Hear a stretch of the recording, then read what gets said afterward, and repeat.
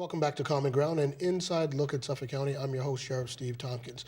Now, on this side of the program, we've got another quite extraordinary individual, young lady, Annissa George, who's running for City Council of Boston, and she's a Dorchester gal, or girl. She can tell me how to say it the right way. I know I just hammered that, but she can say it the right way. I met with her about a week or so ago just to catch up on some issues and get to know her, and I really think that she's spot on. So without any further ado, Annissa.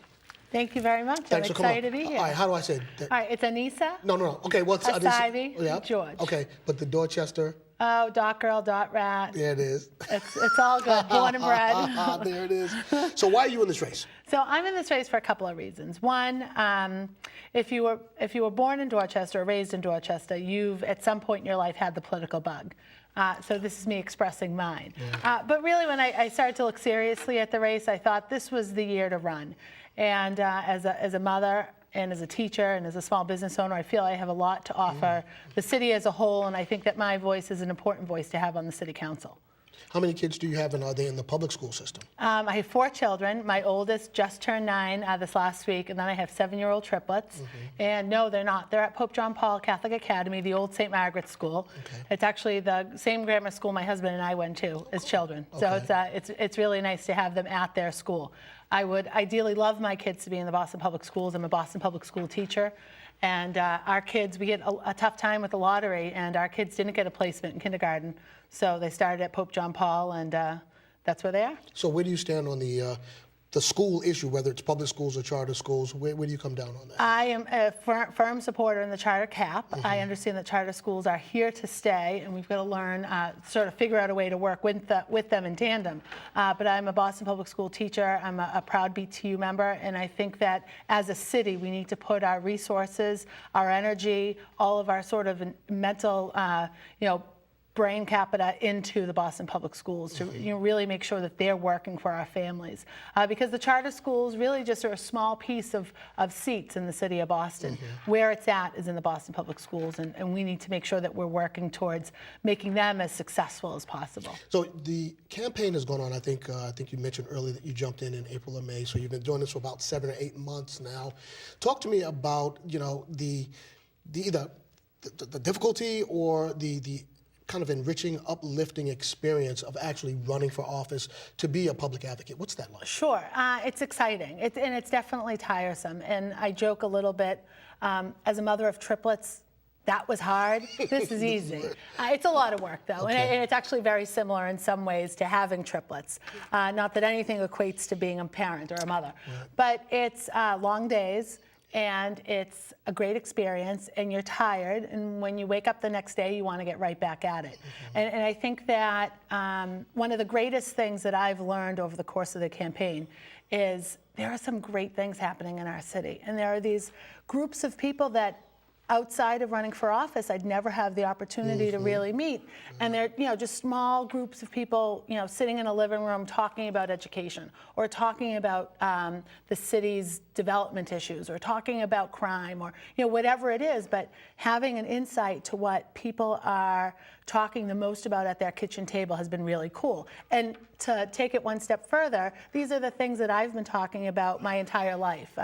Whether, as a student and, a high school student, I was sort of an activist, and then as a community member and a, former civic association president and building my small business, those conversations I've had with my own circle of people, and to see them happening across the city has been incredibly exciting. And I got into this more or less alone with the support of my family and my husband, and my kids were excited about it. And now, all of these months later, it's not just really about me and my small circle of friends. It's about all of these people now that are excited about me running and excited about the things I can do and accomplish once elected. So that's what keeps me going every day.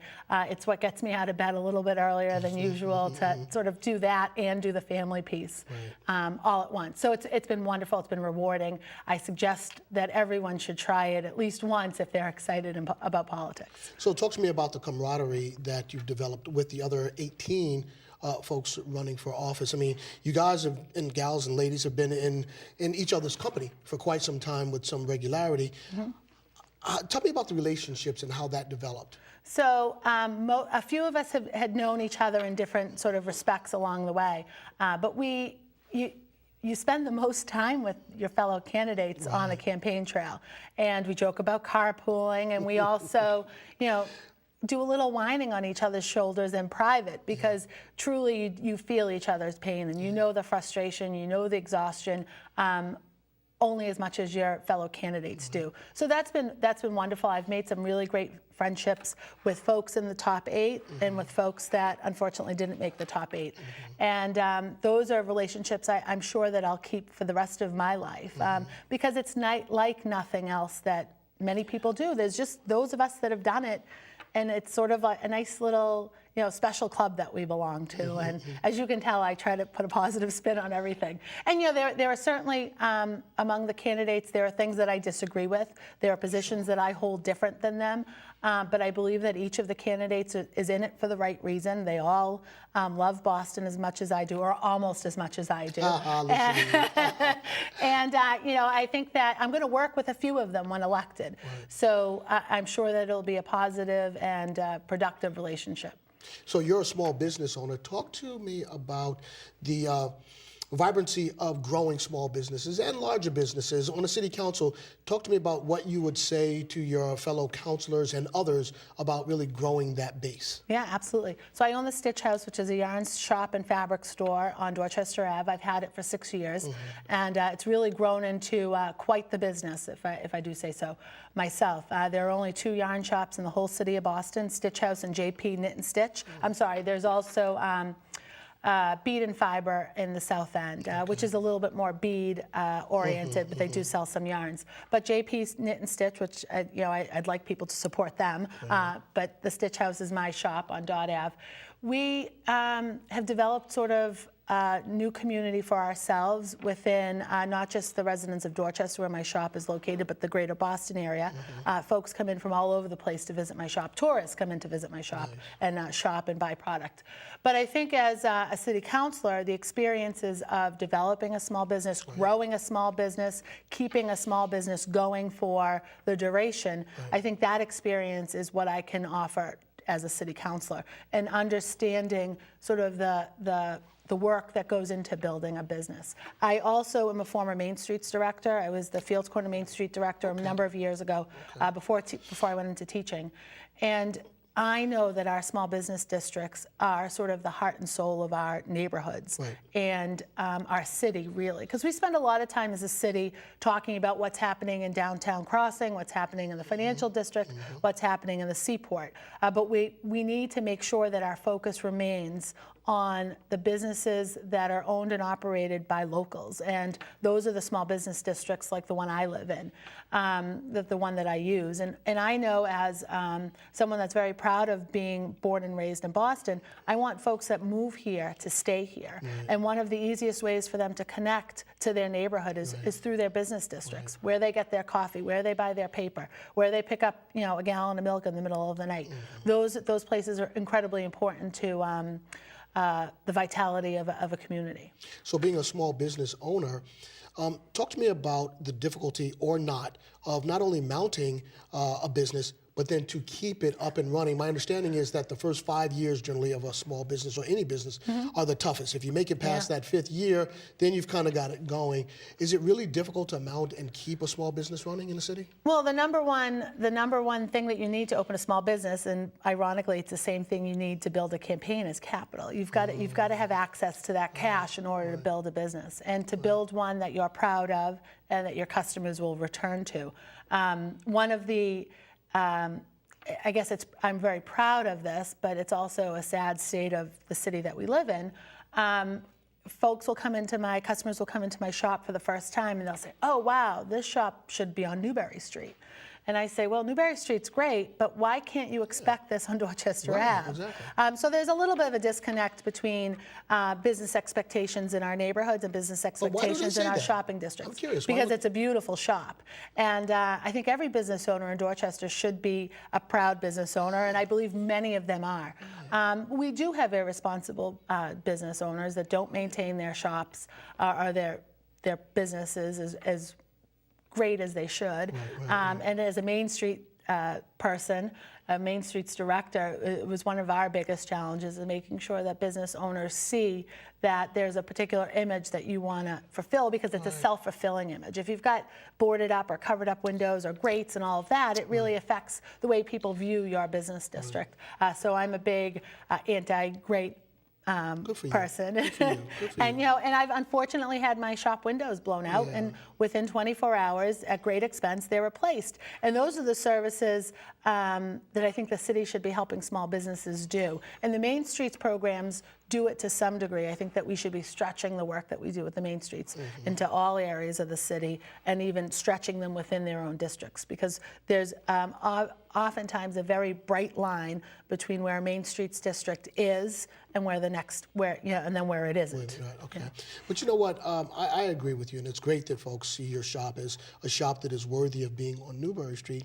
But there again, that also adds to the vitality of the communities. You know, if you have it on Dorchester Avenue or whatever avenue in whichever neighborhood, I think that that's also a very, very cool thing. And something that, although it was a compliment, I'm sure, I think it's probably fine just where it's at. You know? Right. I don't want to move my business. There you go. Very much like me, my husband and I are here to stay. My business is here to stay. Good for you. Now, talk to me about housing, and particularly low income and moderate housing, because we've got all of these condos going up, and it's great and it's beautiful, and downtown Boston is awesome and all that sort of good stuff, but a lot of folks can't afford to live there. Talk to me about where you stand on the need for low-income and moderately affordable housing. Sure. Well, I don't think any of our conversations should really happen around luxury housing or higher income housing, because the marketplace will take care of that. What we need to focus on as a city is to make sure that our low-income and our middle-income families and residents can afford to stay in the city of Boston, because we're going to do all of this work to create an incredible city, to create a more incredible city. But we need to make sure that our families and our people can stay in the city. So we need to make sure that our housing is, I think, mixed use is very important, so that we're not just isolating all of the low-income housing in one particular neighborhood of the city of Boston. It should be throughout the city of Boston, and that certainly helps the vitality of the city. It certainly helps with developing or welcoming new types of business, because where there are people, there are businesses, and we need to support that as a city, absolutely, for sure.